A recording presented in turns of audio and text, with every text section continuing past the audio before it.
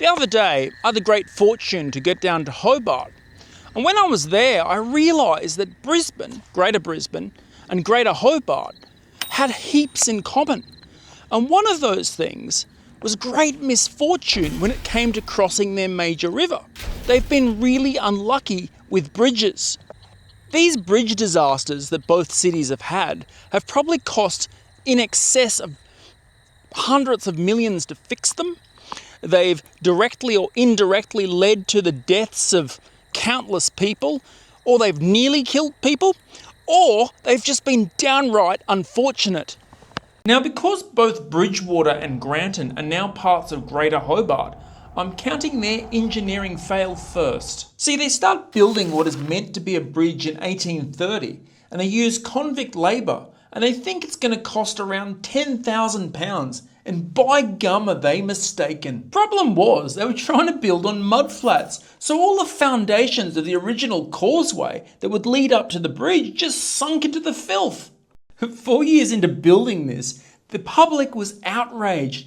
Newspapers were calling it Bridgewater folly because they'd spent £36,000 on this and they weren't even finished.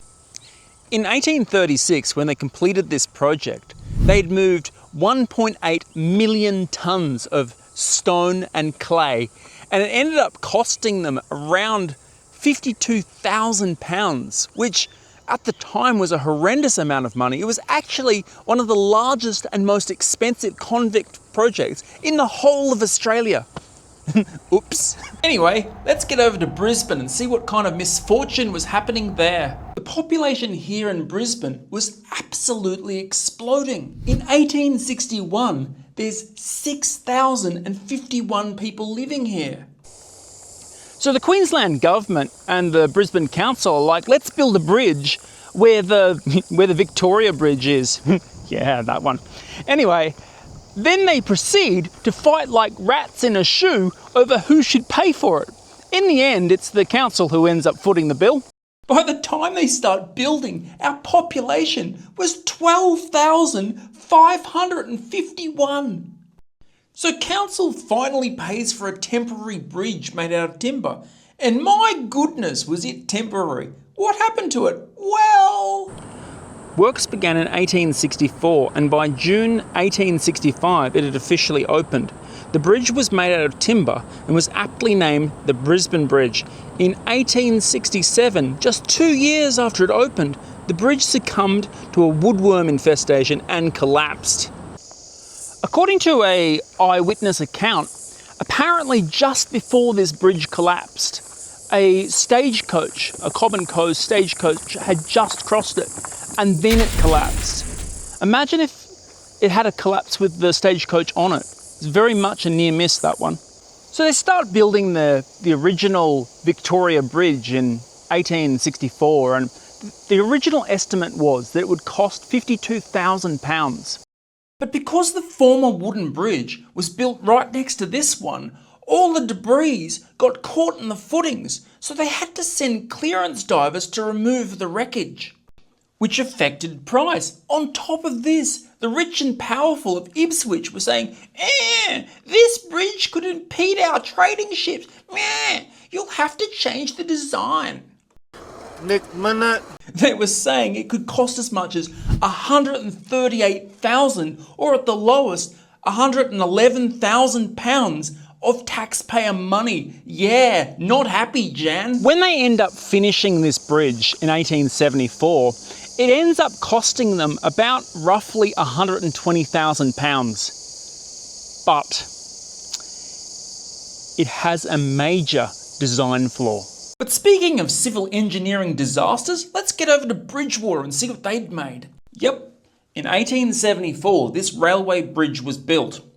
And like our bridges, it was designed to let river trading ships pass. It swung off to the side like this, which led to a fatal flaw. But this video works on a timeline, so we need to jump around a bit. Let's get back to the Chelmer-Indooroopilly area of Greater Brisbane. Because in 1876, we got the Albert Railway Bridge, and it too was a disaster waiting to happen. I mean, look at this bridge carefully and compare it with the one that got eaten by worms and the first Victoria Bridge. And you'll notice something scary. They all share the same design flaw. If you watch my videos regularly, you might actually know what it is. And if you do, please leave it in the comment section. But if you don't, know that this disaster is staring you in the face. Anyway, back to Bridgewater Railway Bridge. In 1886, problem number 1 was revealed with a major train derailment, which sadly claimed the lives of 2 people. Tragically, they'd used the wrong bearings, which exacerbated wear and tear, causing the locking mechanism to fail. And this tiny mistake is what cost these people their lives. Now, because they didn't want another disaster like this to happen, there were a whole heap of measures put in place to prevent accidents like this. Now, as the train was to turn up in future, it was to stop. There would be a signal for it to stop, and the bridge master would go and actually manually inspect the lock-in mechanism to make sure it actually had locked in place. And then he would signal to the train that yes, it's fine for you to proceed.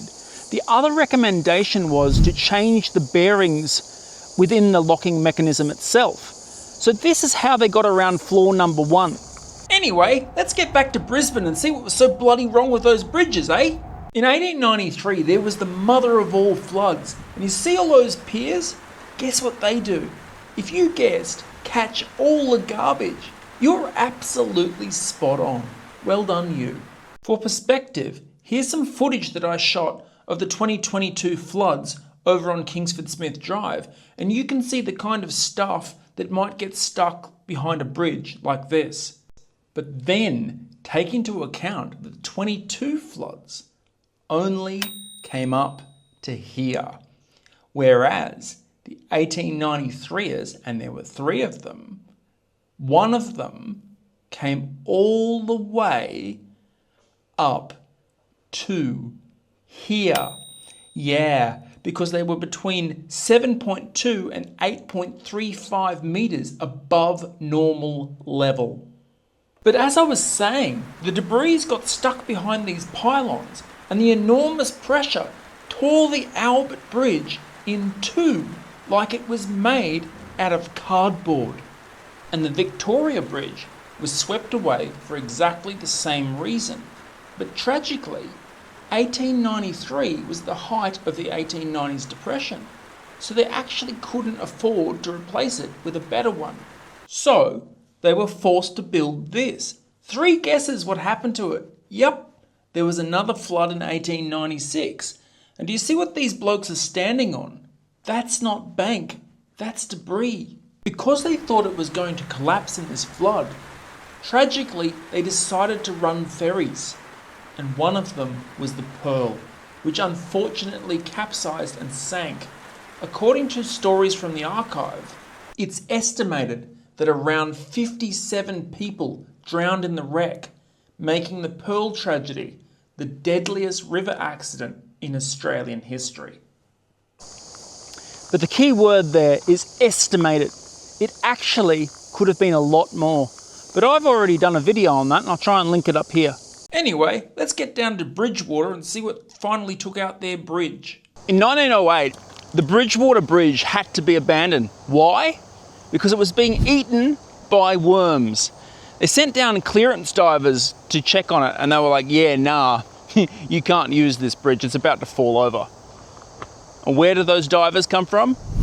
Yeah, they came from Queensland. Now, beyond this point, Bridgewater makes several other bridges, but they're not really disasters, so they don't belong on this list. But let's skip over to Queensland and see what kind of insanity was happening over there. Let's skip forward to 1932, and it's the middle of the Depression years, and they start building the Walter Taylor Bridge between Chelmer and Indooroopilly. So picture it, the country is absolutely broke. And guess what they hit? 4 meters down when they're digging a post hole on the Indooroopilly side of the river. That's right, they hit a gold seam. But this was a major piece of infrastructure, so it came first. Therefore, they were forced to put this untold fortune out of their minds and just build over it. Bugger, eh? Anyway, let's get back to Hobart and look at their creepy floating bridge. Now, whilst this thing was actually an engineering marvel rather than a disaster, the thing is it had near misses, and to make matters more terrifying, that water is like 30 metres deep and the current is very strong. So they start building this thing in 1938 and they finish it in 1943 and it cost £300,000. When they finish it, there's only about 5,000 people living on the eastern side of Hobart. It consisted of 24 large hollow concrete pontoons that would all be abutted up against one another and float on the surface, whereas the other side there was a lifting mechanism that would allow ships to pass by. Our first incident happens in 1943 as they're just finishing this thing. What happened was there was a severe storm and 4 of the 10 bolts that held this bridge together snapped. The reason was, because it was the Second World War, steel was very hard to come by, and what they'd accidentally used in the creation of these bolts was wrought iron, and that's why they snapped. So they were forced to check the whole bridge and make sure no other bits of wrought iron were in places where they didn't need to be. And thank God it didn't happen when people were driving over it, eh? Our next incident happened in 1953. See, a gale caused waves in the Derwent to crash against the side of this bridge, which smashed the sides in. Also, because these pontoons were independent of one another, they acted like a ship, rocking all over the place, causing the cars to stall. Luckily, no one panicked and did anything stupid, because actually a lot of people could have been harmed. In 1954, there was our last and most scary incident.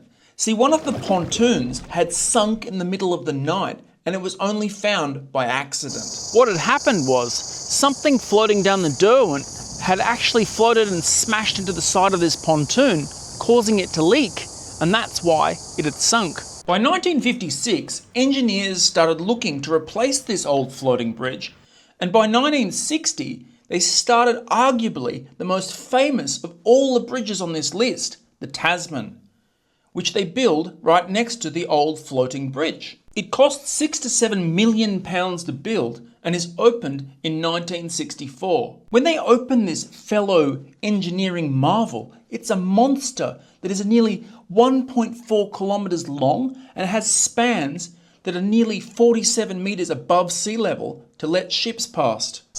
Now, for like 10 years, this bridge didn't have a problem. Cars went over it, ships went under it, no problems whatsoever.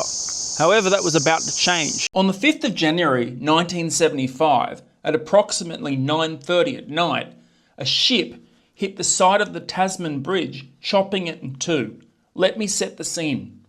A 10,000-ton bulk carrier ship called the Lake Illawarra is travelling up the Derwent at a speed of 8 knots towards our fateful bridge. Her captain is 60-year-old Balsaw Pelk.